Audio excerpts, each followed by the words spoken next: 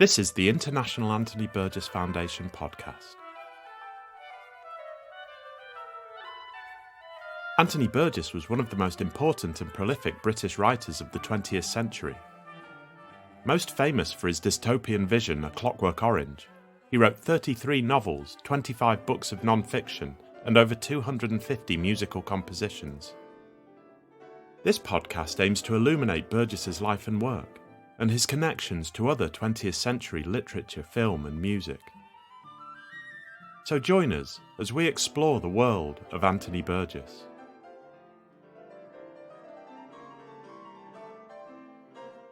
In this episode, we talk to writer and publisher Richard Cohen about his memories of working with Anthony Burgess in the 1980s.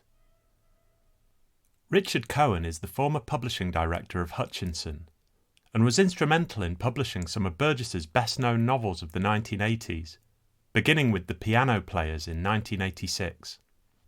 After working at Hutchinson, Richard moved to Hodder, and eventually set up his own company, Richard Cohen Books.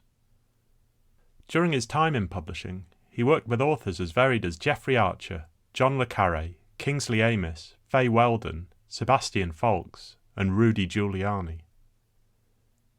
As a writer, Richard has published 4 books of non-fiction: By the Sword, A History of Swordplay, Chasing the Sun, An Epic History of the Star That Gives Us Life, How to Write Like Tolstoy, A Guide for Writers, and Making History, A History of Historians from Herodotus to the Present Day. Richard was also an Olympic fencer, competing in Munich, Montreal and Los Angeles between 1972 and 1984. He won both a gold and bronze medal for fencing at the 1970 Commonwealth Games in Edinburgh. Head to the description of this episode for all the relevant links. Here's Andrew Biswell, who spoke to Richard Cohen about his memories of Anthony Burgess in November 2023. Perhaps I could ask you to start by introducing yourself, saying who you are and how you knew Anthony Burgess professionally. My name's Richard Cohen. For some 30 years I was involved in British book publishing before leaving for America. I found myself editing everyone from Rudy Giuliani to Madeleine Albright. But from 1985 on, I was appointed publishing director of the Hutchinson list, which then became part of Century Hutchinson, which then became part of Random Century, and so on after, one engulf and devour took over another, and Hutchinson is just one imprint now of the monolith, which is Penguin Random House. But in 1985, I was, I suppose, the main commissioning editor, as well as having editors working under me. And I remember that Anthony Burgess and Liana came over to London, and I was to meet them, and it happened to be my birthday. And, I was in awe of Anthony, and I thought, what the hell do I do? And they were staying at Durrant's Hotel, just off Bond Street. And I went along at about 11:30 in the one morning on the 9th of May, and I said to them, it's my birthday today, let's have champagne. And Anthony thought this was an extremely good way of approaching a first meeting, and things went on well from then. And I went on from there to have lunch with Kingsley Amis, who again suddenly came within my area of responsibility, and he was, I liked one of them very much. Fine. I wanted to ask you how far you were aware of Burgess and his work before you worked with him at Hutchinson. Well, I knew the Enderby books. I'd also been sent in an auction. I think it was then that he was being agented by Gabriele Pantucci and his wife Leslie Gardner. But anyway, Earthly Powers was sent to me, and I sent it to my best reader, who said, you don't need to bother to read this.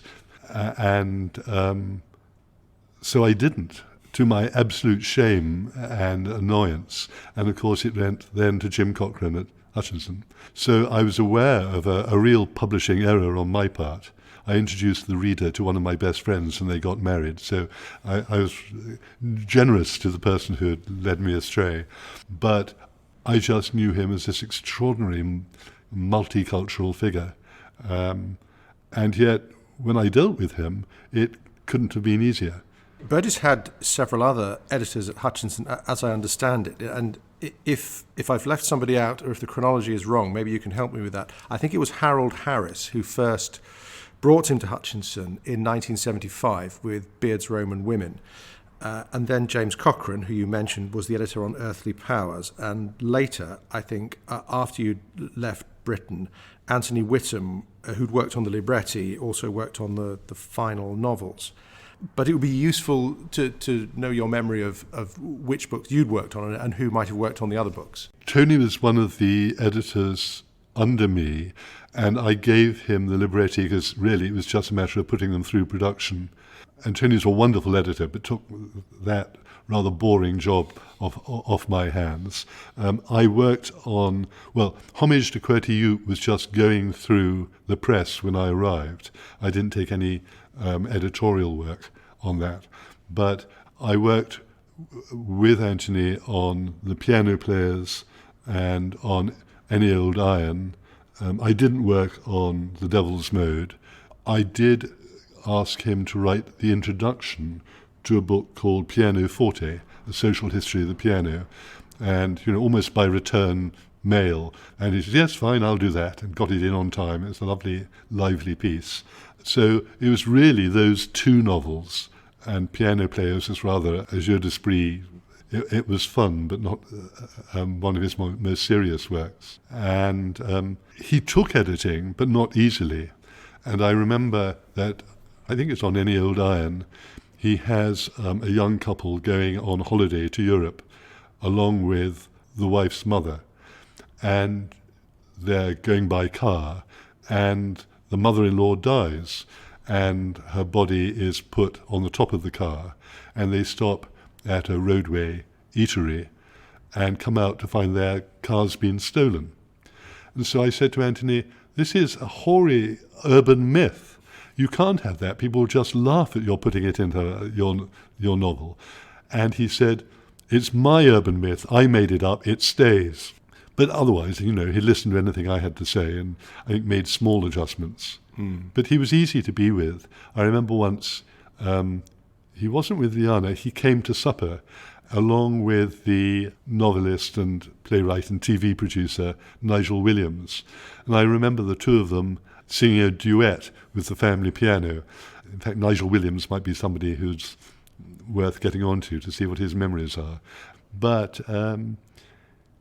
he expected, I think, a certain deference, but he was fun, and I liked being with him. I wanted to ask what impression Burgess made on the other people he worked with. I mean, Tony Whittam, when we've spoken to him, he said he was extremely courteous to everyone within the publishing business, even people in roles like sort of sales or the person who opened the door or whatever it was. That there was this almost excessive courtesy and rather sort of old-fashioned quality that Tony remembered and quite liked. But what was your impression? I think Tony's absolutely right. I mean, it was both a useful front, and I think genuinely, Mancunian boy as he was, he felt that was the way to treat people.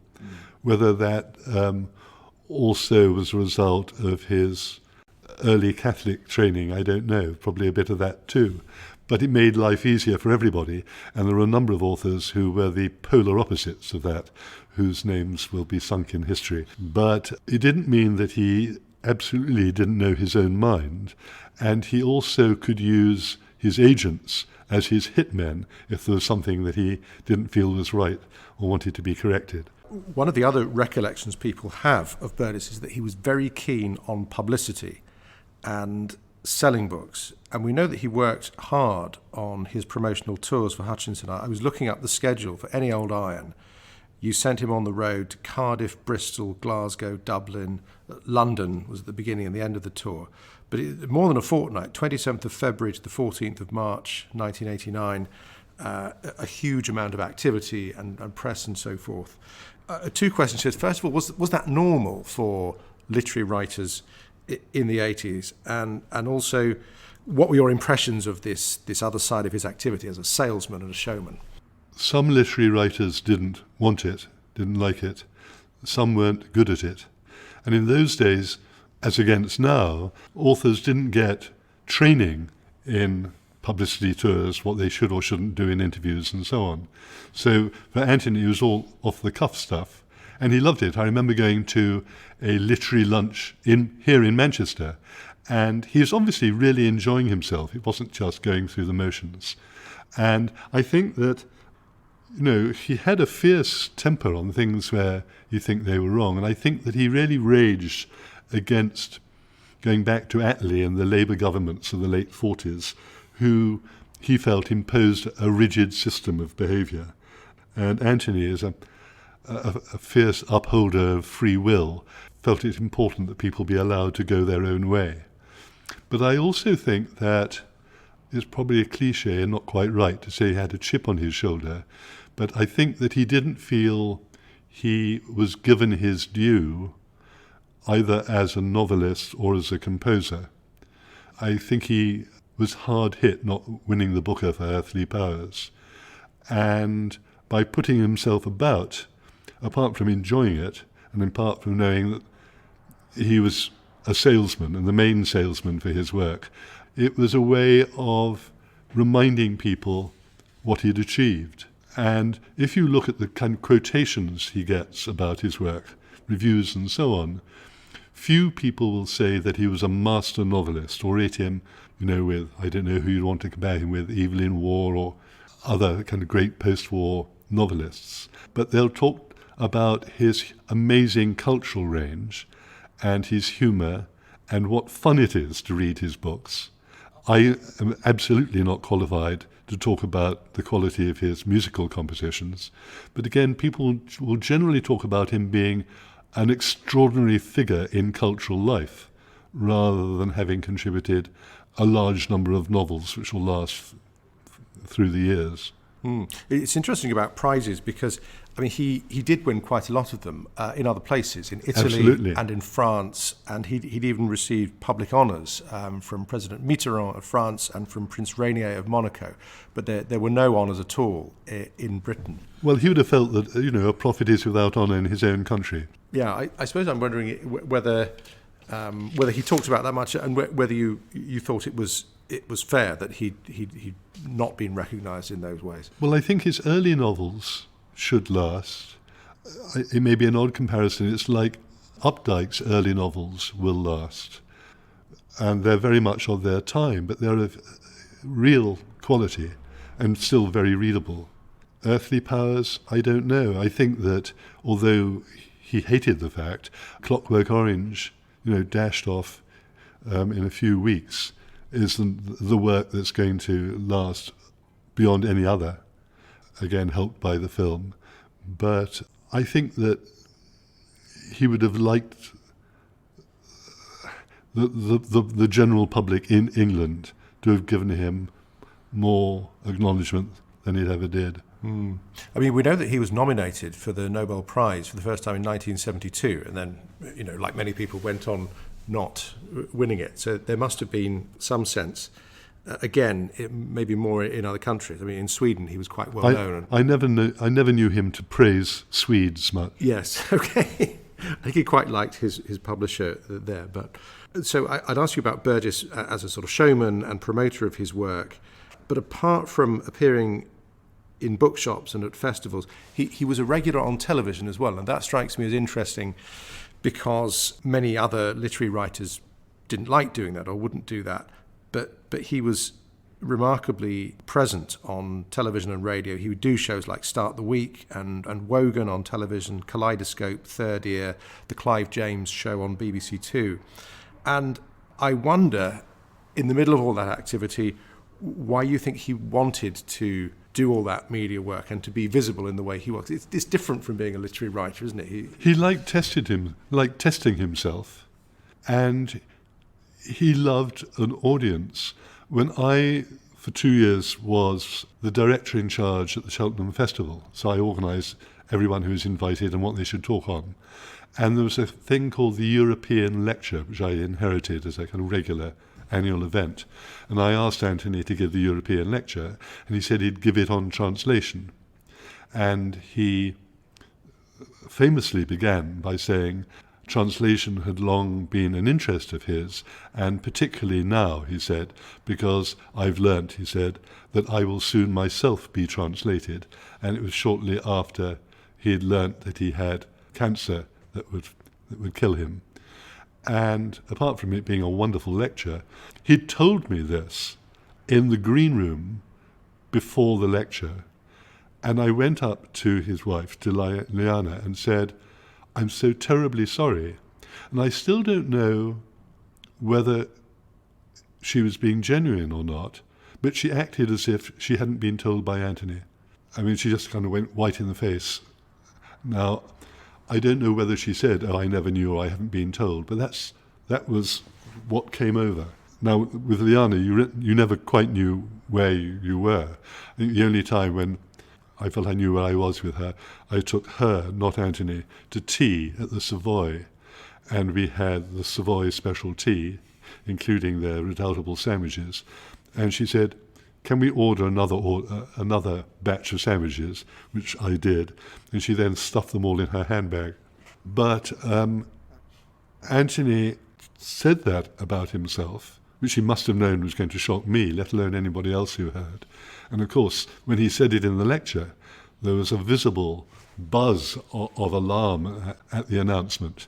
And he then proceeded to give a lecture, not least with tremendous energy and wit, as if defying the gods. I mean, in retrospect, I think he must have known this would be his final book tour and his swan song, and he was promoting A Mouthful of Air, I think, which also talks about translation.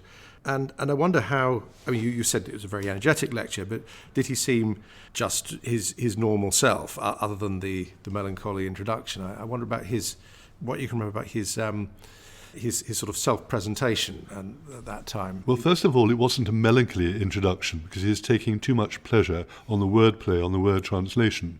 Second, given that he'd been given the doctor's description of only having a year to live, because of a brain tumour years ago, there was a kind of I'll know it when I see it, but not before attitude towards the illness that was eventually going to kill him. And so I don't even think it was stoicism, and I certainly didn't see any self-pity or melancholy in him. It was, we go on until we finish. Yeah, and that's our sense of it too, that he was working right up until the very end. In hospital, having completed his final novel, he was reviewing books and composing music until just a few days before he died in 1993. I wanted to, you mentioned his agents, Gabriele Pantucci and Leslie Gardner, and also his wife, Liana. I wonder how far they were involved in the process of publishing him. It was Gabriele mainly who, in his memorable way, because he was always immaculately dressed, slightly fussy way of speaking, and Anthony was very much his major author. He didn't really have a large list of clients. But the result of that meant that Gabriele, who was basically a rather modest and unassuming man, felt he really had to fight, or Liana would be after him, particularly. And so in his very polite way, would always demand, we had various battles on what advance Anthony should be given for his novels or books. He always gave the impression of, I've got to do my best for Anthony because they are so demanding of me. I don't know whether they bullied him or not, but he felt under the cosh. But it meant that he ended up by being a very effective agent on his author's behalf. But we never fell out. He never threatened to take Anthony away, although when I arrived in Hutchinson, I personally was very annoyed because David Goodwin, who is now a literary agent, a very good literary agent himself, was then head of a small, mainly academic publisher, and he went off to Monaco, and I think pretty well knocked on the Burgesses' door and said, I know your fiction is being published by Hutchinson and your libretti and so on, but you really ought to write your life story. And Anthony said, all right, and gave them what turned out to be the 2 volumes of Autobiography, which I thought, David, it was a very typical piece of enlightened go-getting by David.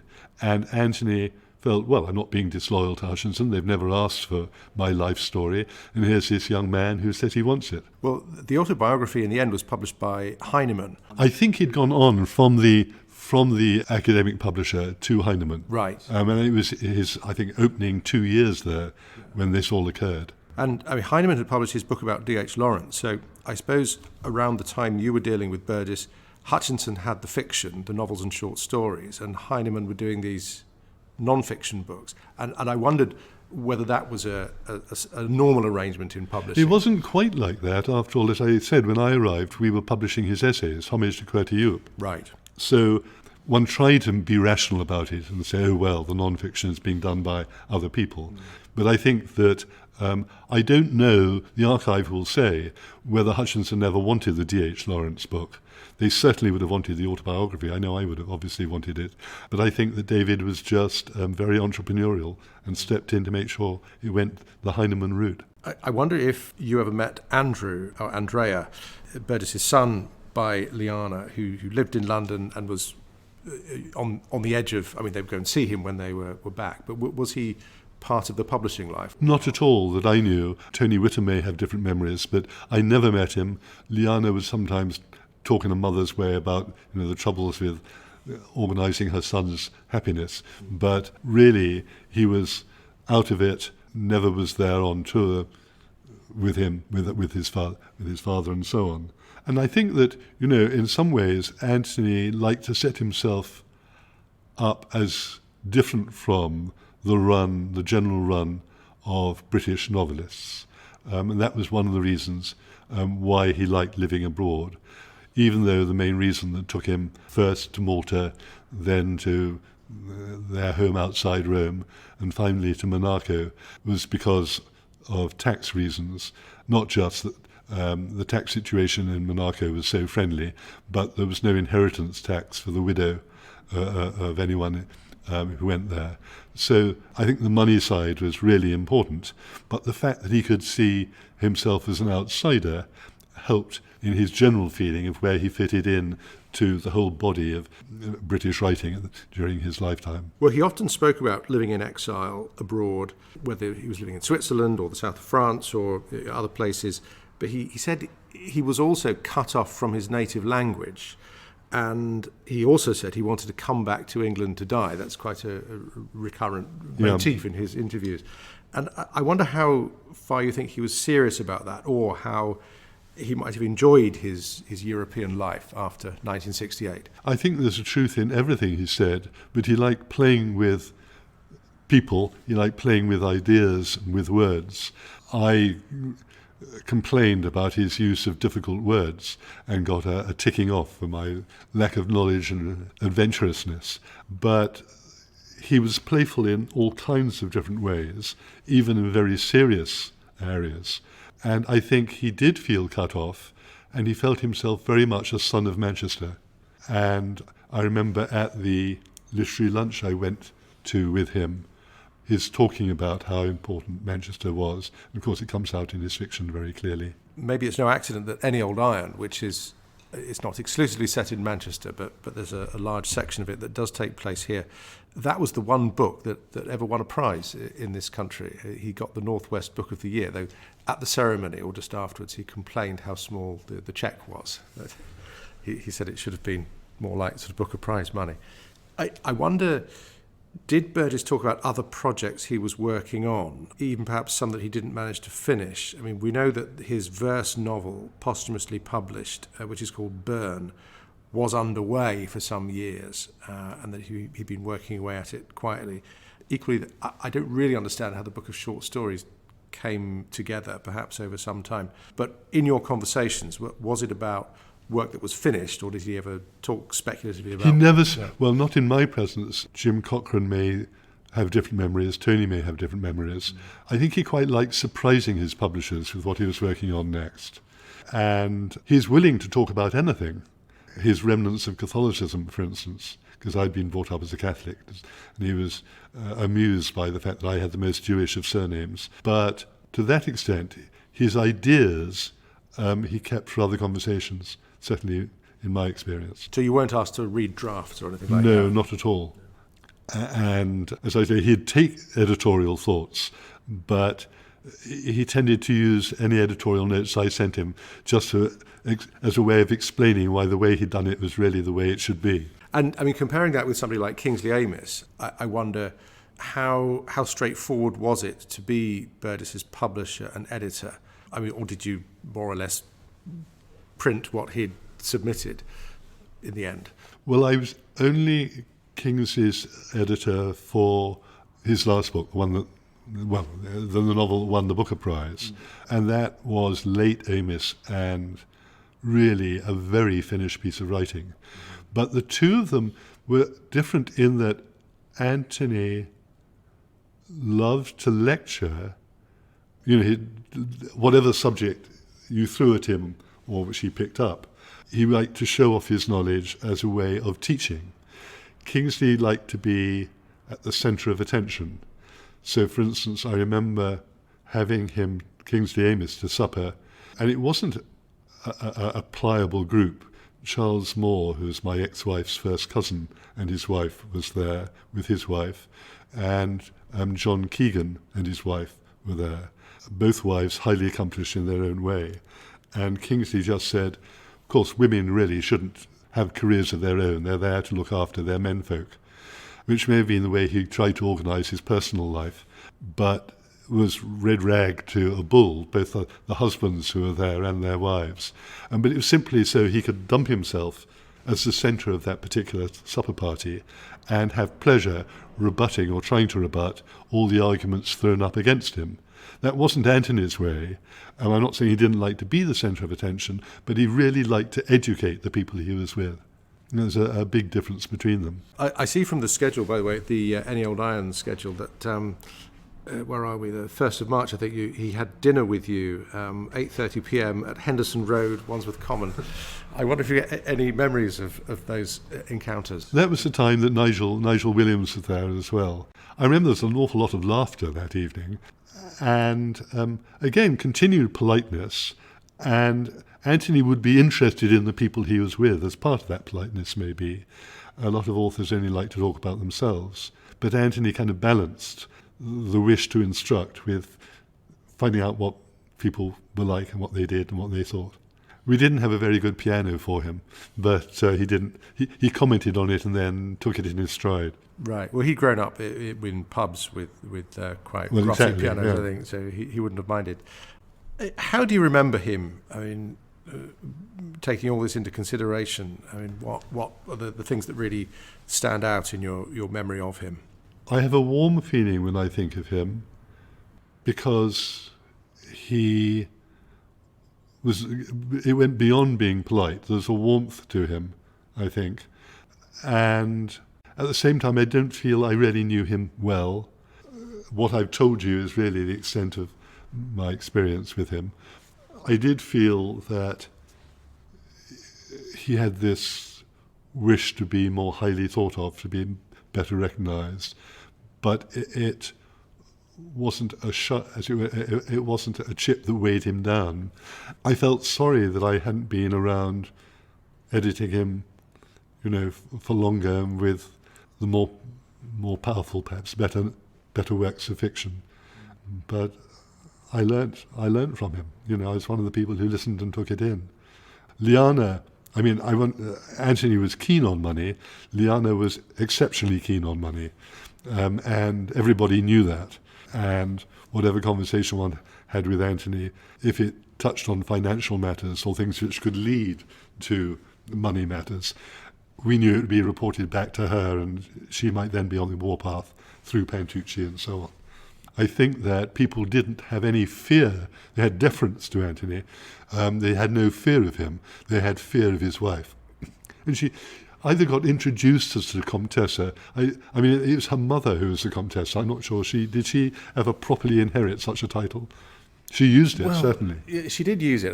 My understanding is that all these titles were abolished in the 1870s. Anyway. So, yes. So it was more sort of honorific than anything else. Curious. But he certainly spoke of her as the Contessa. He also spoke of her communism with some humour, not in her presence, or at least not particularly in her presence. I mean, he didn't war with her about it, but he didn't take it seriously. Very interesting. And a final question about Burgess then. What do you think are the important books for which he should be remembered? Well, his Joseph Kell novels.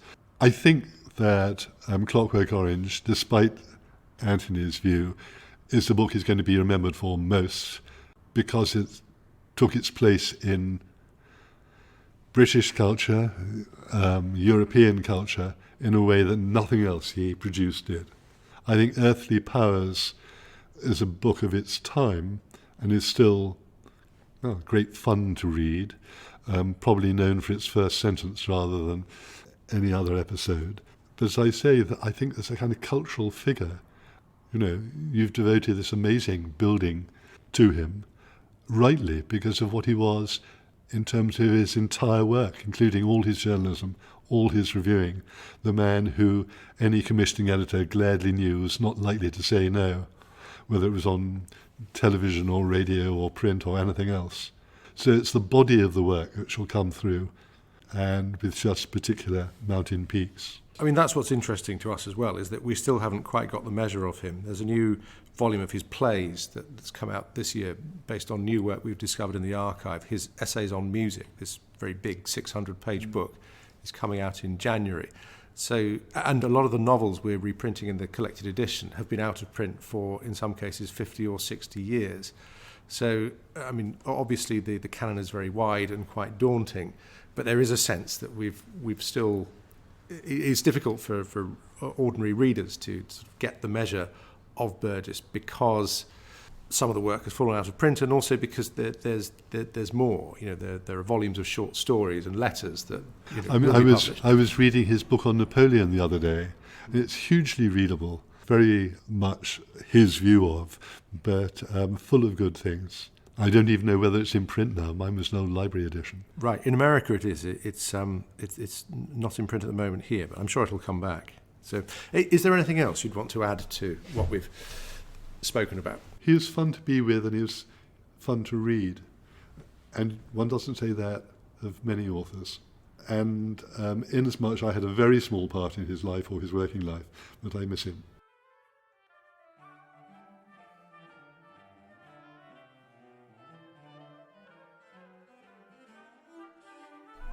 You've been listening to the International Anthony Burgess Foundation podcast. Richard Cohen's latest book, Making History, The Storytellers Who Shaped the Past, is available now from all good bookshops. For more information about Anthony Burgess and to find out how you can support the work of the Burgess Foundation, visit anthonyburgess.org.